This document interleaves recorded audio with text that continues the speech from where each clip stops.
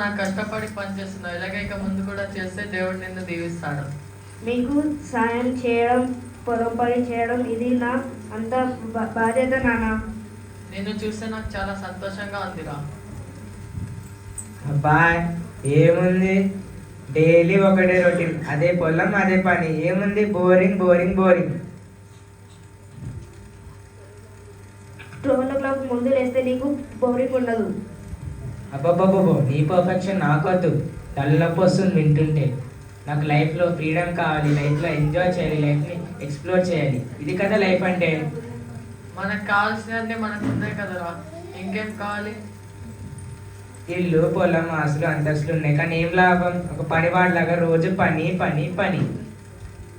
నాకు చెప్పాను కదా, నాకు లైఫ్లో ఫ్రీడమ్ కావాలి, లైఫ్ని ఎంజాయ్ చేయాలి. లైఫ్ అంటే గేమ్స్, ఎంజాయ్మెంట్, మూవీస్ అవన్నీ కాదురా. ఫ్యామిలీతో డిన్నర్ చేయడం, ఫ్యామిలీతో బయటకు వెళ్ళడం, అది లైఫ్లో సాటిస్ఫాక్షన్ ఇస్తుంది. నువ్వు ఏదైనా చెప్పినా నాకు మటుగా అదే ఫ్రీడమ్ అంటే, లైఫ్ అంటే. ఎంజాయ్ మాత్రమే కాదురా, డిసిప్లిన్ కూడా ఉండాలి. అమ్మమ్మమ్మ నీ పర్ఫెక్షన్ నాకొద్దు, తలనొప్పి వస్తుంది. అయినా నువ్వెవరు నాకు చెప్పడానికి?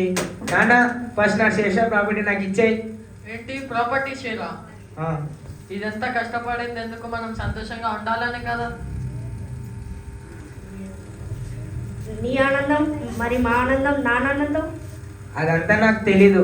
నాకు ఫస్ట్ నా శేష ప్రాపర్టీ నాకు ఇచ్చేయండి.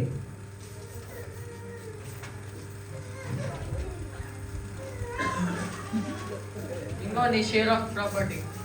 ఇది నేను ఇష్టంతో కాదు, నీ మాట కాదని లెక్కిస్తున్నా, జాగ్రత్త. ఏ థ్యాంక్ యూ నాన్న. ఇప్పుడు నా లైఫ్ స్టార్టింగ్.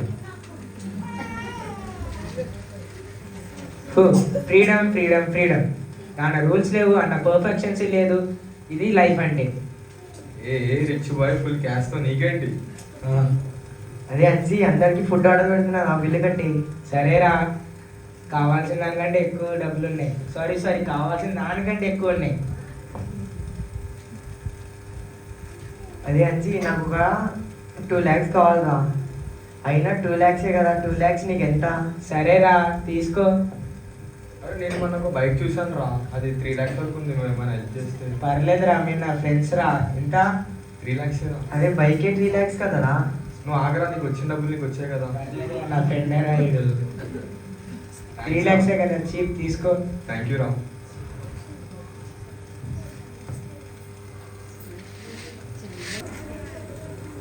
అయ్యో బాగా ఆకలిస్తుంది, 2 రోజుల నుంచి ఏం తినడానికి లేదు. ఉన్న డబ్బులు కూడా అయిపోయాయి. ఒక పని చేస్తా, నా ఫ్రెండ్స్ కాల్ చేస్తా. Lucky. Hello lucky. Hello hello lucky. చెప్పురా. అరే 2 days నుంచి ఏం తినడానికి లేదా, కొంచెం మనీ ఉంటే ఇస్తావా? ఒక దోశనే కొనుక్కుంటా 50 రూపీస్తో. మనీయా? మనీ అయినా నేను నీకెందుకు ఇవ్వాలరా, నా దగ్గర లేవు. అరే అది కాదు, నీకు ఎంత హెల్ప్ చేశాను.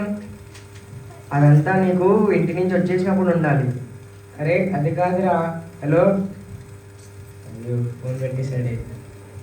నా ఇంకో ఫ్రెండ్కి ఫోన్ చేస్తాను. హలో ఆనంద్. చెప్పురా. అరే కొంచెం మనీ ఉంటే ఇస్తావారా? 2 days నుంచి ఏం తినడానికి లేదు, బాగా ఆకలేస్తుంది. 50 రూపీస్ కూడా లేవురా నా దగ్గర. చాక్లెట్ కొనుక్కోవడానికి లేవు, నువ్వు అంత అడుగుతున్నావు తినడానికి. అయ్యో సర్లేరా, నీ దగ్గర డబ్బులు లేనట్టున్నాయి. సారీ రా, ఏమనుకో. పర్లేదురా.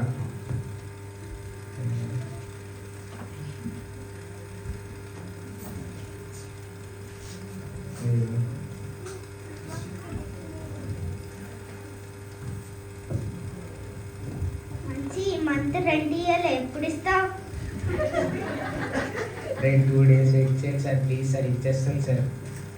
చెప్తే అర్థం కాదా? వెళ్ళు. కాదు సార్, 2 days టైం లేదు సార్.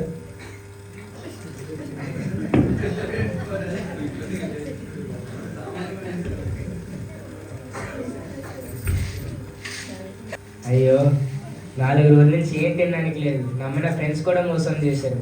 లైఫ్ అంటే ఎంజాయ్మెంట్, లైఫ్ అంటే మూవీస్, ట్రిప్స్, కెఫేస్ అనుకున్నాను, కానీ అవి ఏం కాదన్నప్పుడు తెలిసింది.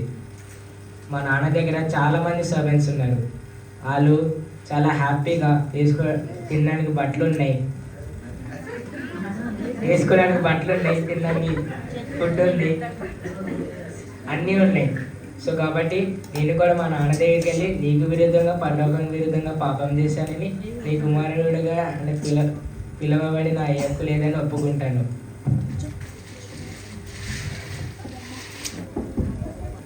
రోజు నా చిన్న కొడుకు గురించి ఆలోచన ఎలా అన్నాడో ఏంటో త్వరగా వస్తే బాగుండు. వాడు నా చిన్న కొడుకులా అన్నాడే. నానా నీకు విరుద్ధంగా పరలోకం విరుద్ధంగా పాపం చేశానని నీ కుమారుడిగా పిలబడి నా హక్కు లేదని ఒప్పుకుంటాను. ప్లీజ్ నీ సర్వెంట్స్ కింద నన్ను చేర్చుకో. ఇక చాలు, నువ్వు నా కొడుకు, ఎప్పటికీ నా కొడుకువే. నువ్వేం చేసినా ఎలా ఉన్నా నా కొడుకువే.